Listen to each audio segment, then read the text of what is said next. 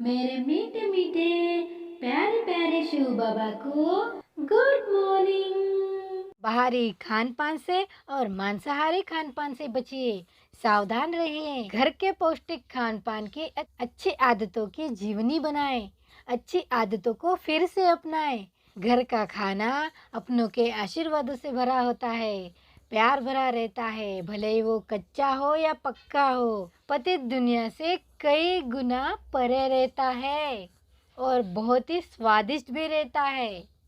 पैसा, समय और शक्तियाँ दे के भी वही जो प्यार और आशीर्वाद बाहरी पतित और दूषित चटपटे खाने में भी नहीं मिलता है। और सबसे बढ़िया शाकाहारी अन्न में तो किसी भी जीव की चीखे, तड़प, दुख और दर्द का कोई भी नामो निशान नहीं रहता है, कुछ भी अंश नहीं रहता है।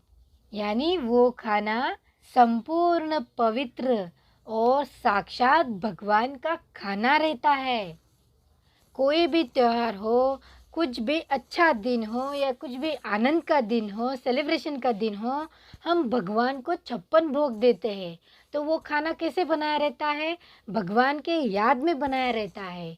इसीलिए वो खाना ज़्यादा पवित्र और साक्षात भगवान के आशीर्वादों से भरा हुआ रहता है, भगवान के दुआओं से भरा रहता है। भगवान के वास्तु शांति या कौन सी भी पूजा हो, आप वो मंत्र वगैरह सुनते नहीं हो, क्योंकि उस मंत्र का अर्थ ही पता नहीं कि मांसाहार नहीं खाना चाहिए। आप सिर्फ पूजा के लिए सुन लेते हैं, फिर बाद में देखा जाएगा, हम नहीं सुनेंगे। ऐसे थोड़ी शांति होती है भाई। अपनी आत्मा को ही आप कीचड़ में, कलयुग की अन्यायी अत्याचार में डुबो रहे हो। फिर वो पूजा का मतलब ही नहीं बनता है। 1 महीना पालो और बाद से वही अन्यायी अत्याचारी जीवनी को अपनाते हो और अपने बच्चों को भी सिखा रहे हो। आपने कभी अपने बच्चों को बताया है कि आप क्या खिला रहे हैं अपने बच्चों को? आपके बच्चे आपसे नफरत करने लगेंगे कि आप हमारे जैसे दूसरों के बच्चे को खाना खाने को हमको सिखा रहे हैं, क्योंकि आपने ही वो बीज अपने बच्चों में बोया हुआ है।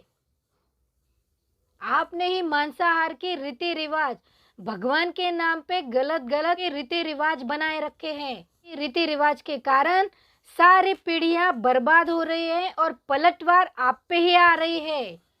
इसीलिए परमात्मा शिव बाबा आपको इन सारे ब्रह्म कुमारी आत्मा भाइयों से जागरूक कराने आया है। अब जो बीत गया, जो बीत गया, जो महापाप हमारे पूर्वजों से हो गए हैं, हमारे माँ बाप से हो गए हैं, उसको भूल जाओ और आगे से व्यसन विकार से और मांसाहार से तौबा करिए। अब तो ज्ञान मिला ना आपको, अब तो पता चला ना। तो फिर अभी से ऐसा पोषक शाकाहारी शुद्ध भोजन की खान पान की आदतें और संस्कार अपने आने वाली पीढ़ी के लिए लगाइए और अपने आप को भी सुधारिए।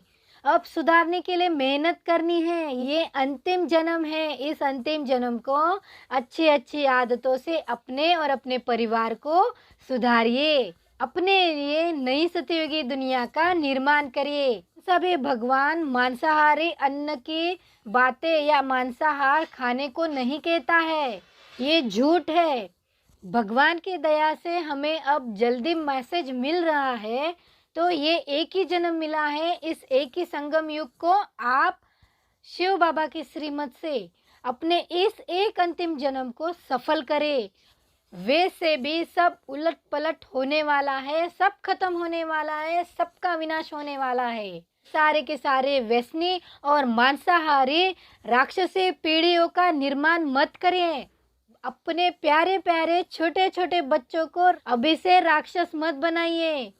उन्हें देवी देवताओं की शाकाहारी अन्न की खुराक खिलाइए और पिलाइए और भगवान समान पवित्र देवी देवता बनाइए। जो भगवान को हम 56 भोग खिलाते हैं, पिलाते हैं, ऐसा एक दिन में नहीं, पूरा जन्म उनको यही खाना खिलाना है। कान पकड़ने अभी अब भगवान के सामने और बोलना, भगवान हमें क्षमा कर दो। आज तक हमें ज्ञान नहीं था, पर अब हमें ज्ञान मिल चुका है। तो अब हम भी सुधरेंगे और हमारे पीढ़ी को भी एक ये मांसाहारी राक्षसी खाना नहीं खिलाएंगे, और ना हम अपने बच्चों को तकलीफें देंगे, और ना ही किसी जीव आत्मा को, किसी भी छोटे या बड़े प्राणी को उनको मारने वाला खाना नहीं खिलाएंगे।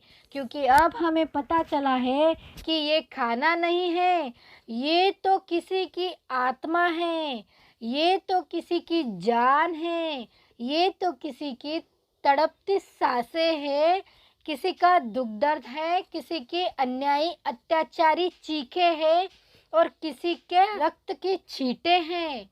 ये खाना नहीं, ये हमारे तरह जीने वाले प्राणी हैं, बेजुबान है, मासूम है, बेबस हैं।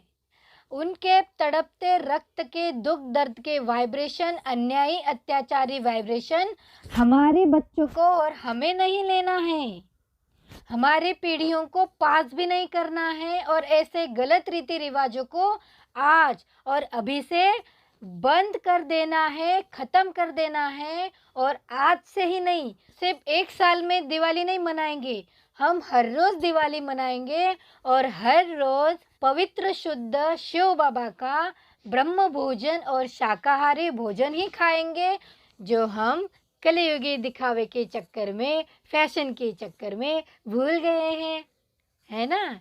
हमें फिर से वही जीवनी को, फिर से वही शाकाहारी शुद्ध भोजन को, खान पान को अपनाना है।